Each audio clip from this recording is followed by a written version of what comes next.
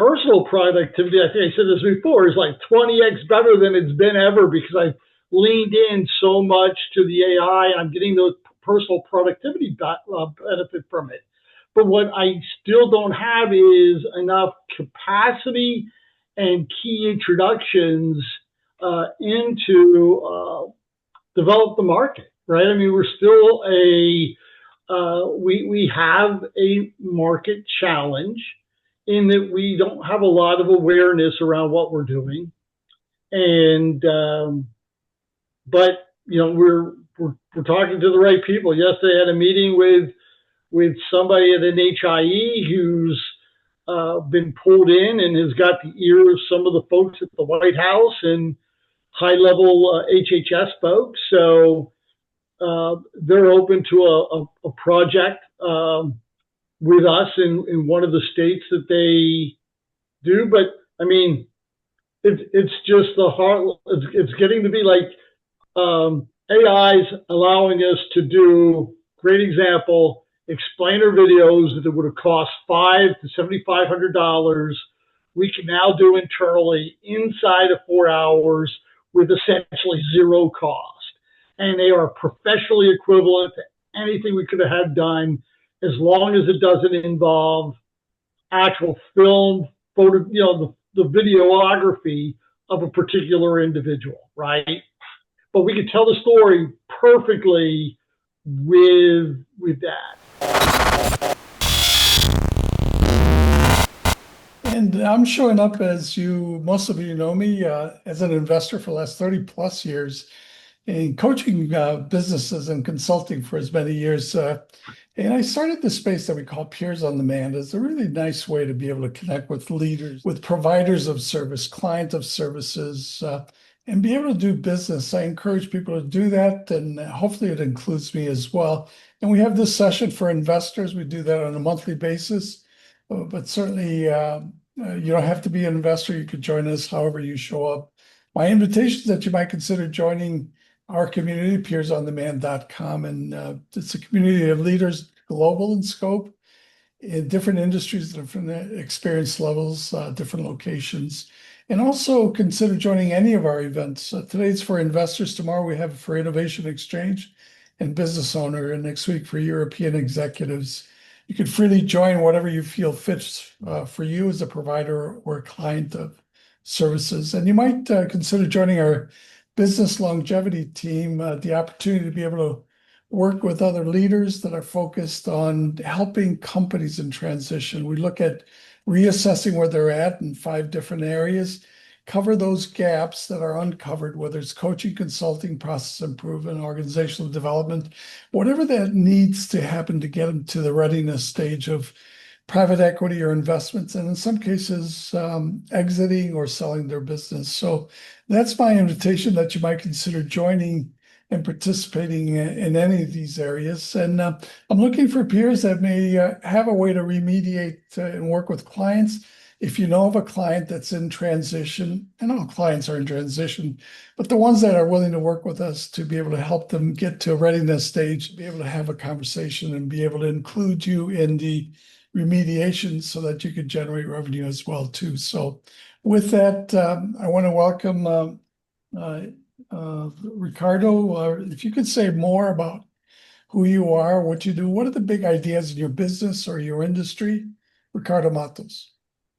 So technically, I think I just introduced myself a little while ago, but Real Solution, we are franchise brokers. We expand business growth to expand in different areas across the United States. We do the E2 visas, and we bring solutions and business integration to the brands across the board. And we convert business model into franchisor or franchisee, even though that may be not necessarily a franchise model. We can convert that at any given point in time and rebrand and brand the existence of their growth. That's basically it in a nutshell. Current market, we are working now with 911 restoration.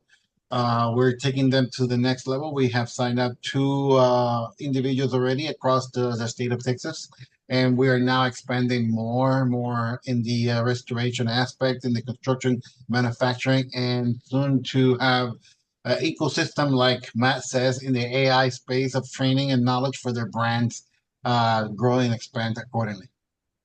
So, Matt, you also were focused on the manufacturing sector that's moving to or wants to consider Texas as having an outlet. What's going on in that area? Can you expand more on that, Ricardo? So San Antonio is a center and hub for expansion and growth in the manufacturing space across all aspects, from ecosystems like in the AI world, in the manufacturing, in the supply of demand. A lot of the database warehouse are being built all over the state of Texas to meet the demand of traffic, of performance of the electronic world, and the evolutions of the logistics for future manufacturing and distribution across the world from the southern hemisphere due to the fact that there's a big evolution of the new canal that is being built in Mexico to import and export across all over the world.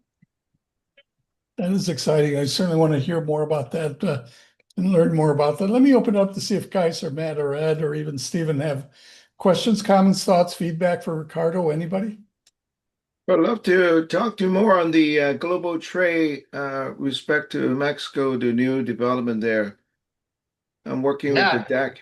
text me. You have my number, so I was waiting for that call on the other day that I think you missed it, but I We was are, busy that day, and I told you come in yeah, tomorrow and we're we'll work on it. busy. So, all right. Guys Smith, Guys, welcome. If you could say a little bit more, your focus is working with companies to help placement. If you could say more, and I think healthcare is one of those areas as well too. What are the big ideas in your business or in your industry at this point that we should be aware of or you want us to know? Guys Smith.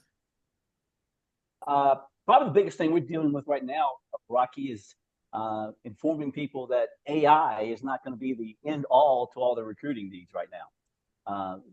That seed's been planted there with them, and a lot of our clients have come back to us now, going, "Hey, we need to engage in some searches to get these going because that personal touch that so many businesses have with it's great at finding the data, great at getting the information, but then again, you've got to plug in that personal touch for that evaluation, that hands-on approach to dealing with people there, and that's when we're finding most of our clients are coming in with ideas for us now and for new projects.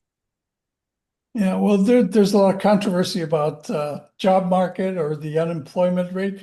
In fact, the person that had the wrong statistics in unemployment got fired from the current administration. So you got to be very careful about what you say. So they have somebody else that's going to tell them what the unemployment is going to be next month and the next few months. So I'm curious, guys. Obviously, AI is playing a big role in helping people get much more knowledgeable in their workplace. What is the big challenge that's going now in the industry with employment and placement? What is the big area there? Individuals transition with newer technology, a newer environment. At the same time, they're aging as well, losing a lot of their skills. So there's a shift there that I know about that. I'm wondering if you could expand on that as to what is the challenge that's going on in the people transition at this point. Well, what we're seeing right now is that the AI that is taking over a huge chunk of a lot of different just menial tasks and routine tasks for everybody. For your older people that are in there, it depends upon where you are and what you're doing, Rocky, and better yet, even from a location perspective. There, the market fluctuates almost every month with layoffs, new hires, layoffs, new hires. But it's finding those spots for the person about what direction they want to take their career where they are now and plugging it into the new opportunities that are coming up with all these different developments. Can you say a little bit more about the healthcare space? Because we got some people here focused on that. What's going on in terms of unemployment or employment in the healthcare space, guys? A big part of employment in the healthcare space right now is, or was for up until about a couple of months ago, was mergers and acquisitions. So many of the larger healthcare companies were bringing people in, taking things in. Just this week, we had several of our key leaders and clients contact us saying they were part of the layoff procedure now. Some of them still don't feel good about where we're going with the different kinds of government support they're getting through payers and things of that nature. So that market right there is going to have a huge adjustment coming up, hopefully within the next year and a half, 2 years, as they start taking care of Medicare and things going forward with those areas. Yeah, really a fast moving dynamic area. Let me open up for questions. Ricardo, go ahead. So I do have a question for you guys.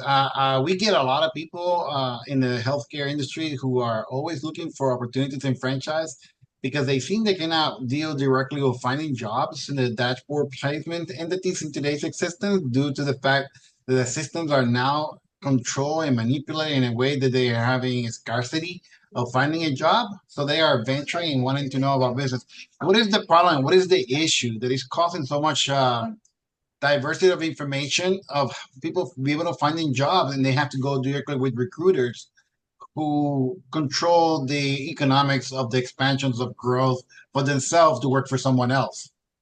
Yeah, it's there's a misconception there of some things. Recruiters typically don't find jobs for people. Most that's what you call a placement firm. But recruiters are brought on by a client, by a healthcare facility or whatever, and are told to go out and look for a specific type of person to fill a position there. Now, there are recruiters out there, and we do a lot of that work too, for well qualified candidates. We will take and try to work with them to get inside of one of our good clients with a position. But it's a very tough situation to do because clients, with all that's going on, don't want you fooling with them except for what they've told you to go work on. When it comes to the other things, is that I tell my candidates all the time, people that are looking for jobs, that if you're going on the internet and filling out applications, you're throwing your resume and your information and the time involved with that into a big dark hole because nobody has the time to look at all the resumes that are coming in. Yeah. What you need to help people do, Ricardo, for the most part, is learn more about the networking side of it all, or find somebody like us that does that so we can plug them into our network and go from there. That makes sense. That's why I said that question, because every single one that contact us and reach out, they seem they cannot be able to find a job. So they get discouraged. These are people who are very well qualified for doing the job that they actually do. And they decide to venture into owning a business. Not everybody's cut up to do a business. Not everybody's cut up to work to become a business owner, right? It's not the same thing working for someone else where you have a secure job where they're actually giving you a paycheck. As soon as you hit your 45, 50 years old, you are literally basically expendable, and they don't necessarily need you. But that's not the case in the human consumptions of existence for you to be, not be able to work and continue working, right? So they want to venture into owning a franchise. They want to be able to know how to take their business model into a franchise or business entity, right? That's what we help and do. And a lot of time, people are just in this illusion that they cannot accomplish that because they have been programmed to work for someone else, and they get filtrated because they cannot find a job. Yeah, very interesting. I'm curious what's going to happen with the small rural hospitals that are supposedly going to be in jeopardy or go out of business because of funding or business. So there'll be a lot more people out there. So let's hear from Matt Folk, which is involved in AI quite a bit globally as well. Recently received an innovation award. Congratulations, Matt. I wonder if you could say more. What are the big ideas that we should know about your business, your industry, and how do we work with you, Matt Folk? Thank you. Well, the big idea is right there on the banners. 75% of B2B leaders are focusing on ecosystem network because that has been proven strategy that has been working very well, even in bad time and good time. You've seen it in Salesforce App Exchange, and Salesforce in San Francisco. And they built out a company from zero revenue to $1 billion revenues, all partly because of the partner ecosystem. And you've seen it in obviously in Microsoft, Google, NVIDIA, and many others. So what we are doing is taking the same playbook and adding on the AI application and much, much more to it. Instead of worrying about all these AI apps, we're giving away AI apps that can help save over 80% of digital marketing costs, but 100% focus on helping building out the ecosystem, promoting your customer and partners, and build trust. That's really the key. In fact, the CEO of Salesforce yesterday in the X post said it. It's about building trust, and AI cannot do that. Well, that's why you need an ecosystem.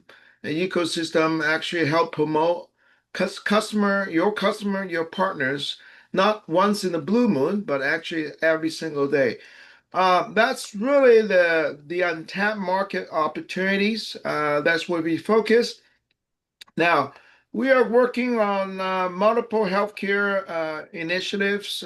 One of them is the Neurology Medical Center. They actually have over 70 locations. We are onboarding. They actually expand out to 15 consortiums, and this is huge.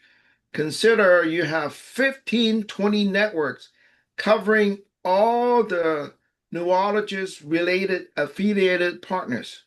They're covering over 3 million patients nationwide.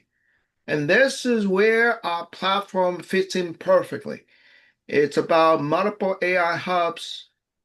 We also provide patient education care, providing opportunity for fundraising for nonprofit or for profit as well.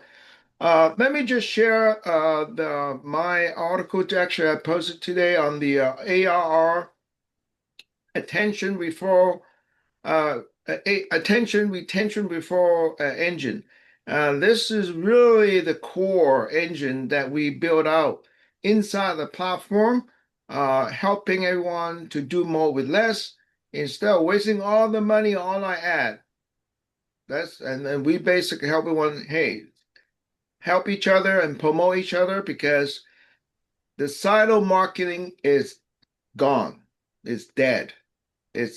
Now it's cooperative marketing. It makes All a lot right. of sense, Matt. Are you able to expand a little bit more with neurologists? You got my attention when you said 3 million patients. What is that all about? Can you say a little bit more that you can share? Well, might take you another hour. No, I'm sorry. Well, the bottom line is this. As you look at the economy within the healthcare, pharmaceuticals spend about billions of dollars in the online digital ads or online or even TVs. And there are companies like Patient Point. They actually provide the monitors for a doctor's office. You look at their annual reports, they actually make $2 billion revenues just off that. Nothing else. They put a TV monitor on every patient office, and they cashing money like money machine, not providing whole lot of value to patients. Not so there's a $2 billion right off the back, right there, just one company. Our platform can easily of course, in partnership with all the medical centers and all the affiliated partners, can get a good percentage of that. 10, 20% of, let's say 10, 20% of $2 billion. That's about $200 million on the table. And this is just one of the many things that you can do with the healthcare because, you have to look at the bigger picture. 99% of companies are running in silos. What good news and bad news? Silo marketing is dead, I said. Those companies running in silo not going to sustain too far. And only the companies, like you said right here, I mean, I'm not making up. Forrester Research, even Harvard Business School mentioned it. Ecosystem is the only way to thrive. So basically, what we're doing is connecting all the hubs, all the medical centers across the board. Then you have a ecosystem or critical mass that get all the farmers excited to throw money at you like no tomorrow. Simple as that. Well, let's find out how simple that is. Let me invite people to ask questions, comments, thoughts, feedback. Guys, Ricardo, Ed, anybody? Oh yeah, I mean I agree with Matt. I mean the world is changing dramatically in relation to the AI agents that they are actually incorporating. So the AI agents are literally changing the playing field for organizations and companies. More companies, more corporations are creating. They are voice systems already calling contacts and interacting for services they need, and then giving like simple, let's say I want to plan a particular wedding party. I can tell the AI to look for all vendors associated to a wedding entity and send you proposals, Yeah. right? They can take that limitation in the wedding planner entity in a fast way, in a way that it can get rid of all time consumption to do that and organize the plan. So all those agents are being programmed in a way for corporation and organization to expand their growth for each individual client to acquire more clients and do more things. So yeah, there's a big change. That's a really great use case. In fact, on LinkedIn yesterday, I came across a company. Guess how much revenue they were been doing? A Over million. 200 million annually, I just for think I that, saw that article. for the voice agent for healthcare and home property management. This is really and they just got funded with one of the top VC in Silicon Valley Bay Area. If you look at the website, is not sound doesn't sound like a big deal, but it is a big deal in terms of market potential because There's a car company doing exactly the same thing. They are actually contacting people to come and buy cars. So yeah, it's then just the same. the voice agent, in fact, we're in the process of incorporating them into our platform. So so the whole idea is this whole flywheel is getting tighter and tighter. If you're doing just silo marketing, well, you're left out. Fully agree with you, Matt. Somebody that is developing ecosystems is Ed Connors in the healthcare space. Ed, I wonder if you might share with us big ideas in your business, in your industry. What would you want us to know, Ed Connors?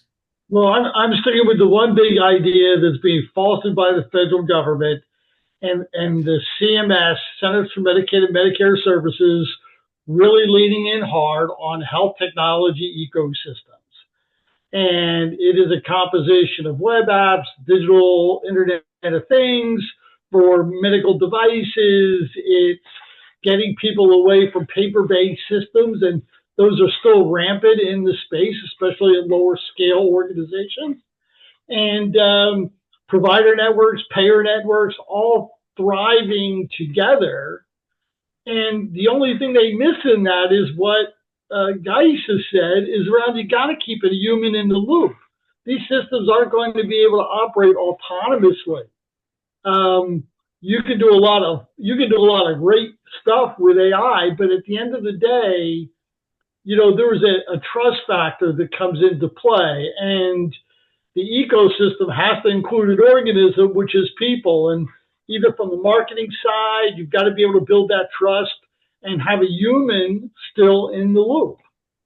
So, it's going to be a very interesting time for us. I'm excited about a lot of the stuff. I'm fully invested in this whole concept of ecosystem, and we understand what the adoption rate of our platform is in any community. So our platform marketing model is now focusing in on defining our target market, not in terms of discrete, well, there's these many hospitals over here and these many clinics over here. We see, our model would break down our territory domestically into essentially 500 different geographic ecosystems for which we can localize our platform. At an extreme number, we could do one for each county if you wanted to think about it that way. But from a modeling standpoint, we're seeing our U.S. market being the sum of, 500 discrete ecosystems that we can map into, build trust on a regional basis, knowing that success in one region is going to propagate into another region and allow us to rapidly grow revenue that way. Yeah, that makes sense. You're going in a great direction, especially with the confusion of technology, administration, a lot of different things going on, especially with the funding cuts that the government put on the hospital organizations and the payers disruption as well. So I wonder if you might share, Ed, biggest challenge or opportunity that you're facing maybe towards the balance of the year, aside from funding. Funding's always a challenge, but if we put that aside, biggest opportunity that you're facing this year, Ed? It's my personal productivity, I think I said this before, is like 20x better than it's been ever because I've leaned in so much to the AI and I'm getting those personal productivity benefit from it. But what I still don't have is enough capacity and key introductions into develop the market, right? I mean, we're still we have a market challenge in that we don't have a lot of awareness around what we're doing, and but we're talking to the right people. Yesterday, I had a meeting with somebody at an HIE who's been pulled in and has got the ear of some of the folks at the White House and high level HHS folks. So they're open to a project with us in one of the states that they do. But I mean, it's just the heart. It's getting to be like AI's allowing us to do, great example, explainer videos that would have cost $500 to $7,500. We can now do internally inside of 4 hours with essentially zero cost.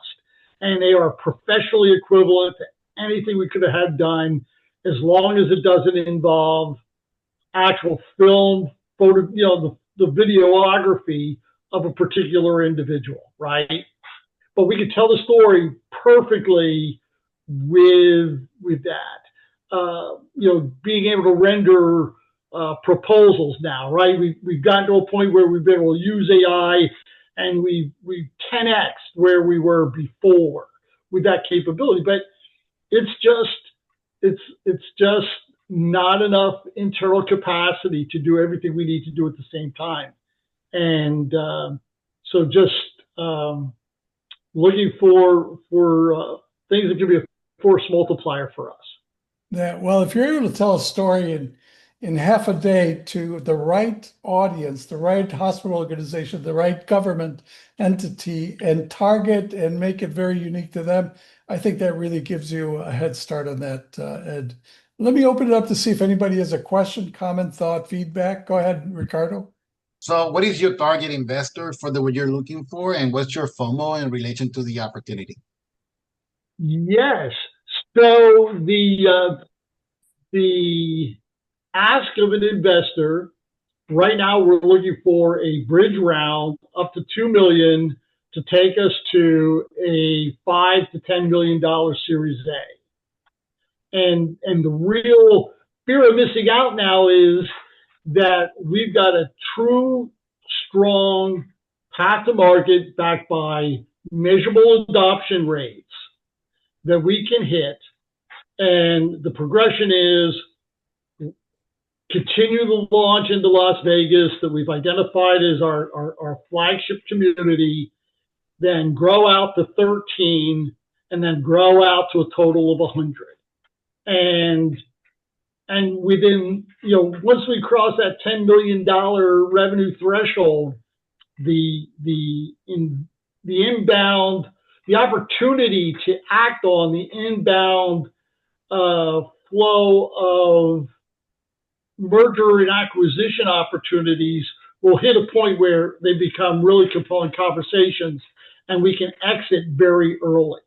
Once we demonstrate once we get the first site up, demonstrate the ecosystem concept generates revenue in our application, and we validated that model 1 year future, the economic value, because all of the AI will be built into the end-to-end workflow. It's going to be, we're driving marketing with the same platform we're using to serve our customers with. Once we get to that point, the value is going to be significant. If you're interested in helping the nonprofit in every local community, I think you get more traction and more receptions because we have an AI entrepreneurship bootcamp already working with multiple organizations for fundraising. Yeah, and part of this is what we can do, and again, coming back to this whole model of collaborative marketing. We were introduced to someone who we met, introduced us to another company. They've got a particular business that we could plug into our platform. So as we're marketing us, we're marketing them. Same thing holds true with what you're doing with Wayne, Rocky. That's another example. And these relationships, because it becomes the synergistic value of being part of something that is much bigger than the one thing.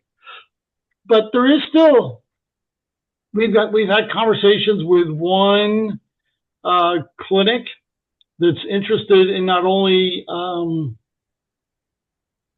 deploying our platform under a partnership there.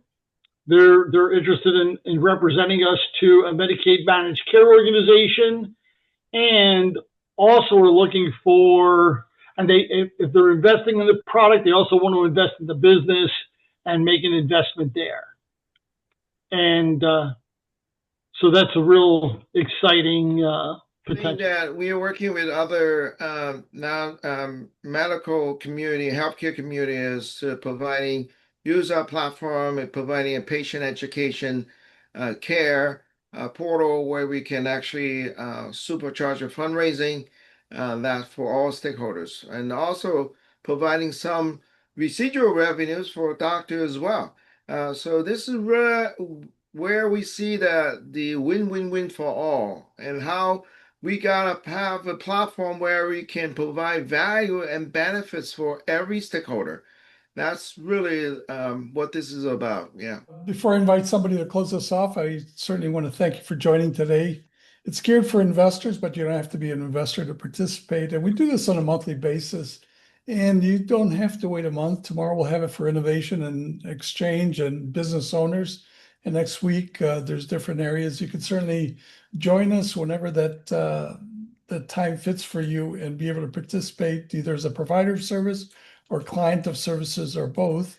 And my invitation, of course, is that you might participate with us. If you know of somebody that's a business that's in transition, we focus on reassessing, remediating, and getting them ready for the next transition of funding or investments. And we invite you to also participate wherever that might fit in any one of those areas, reassessment, remediation, or readiness. So with that, I wonder if anybody has a closing thought, comment, feedback, anybody? Matt, grab your phone. I'm calling you in 5 minutes.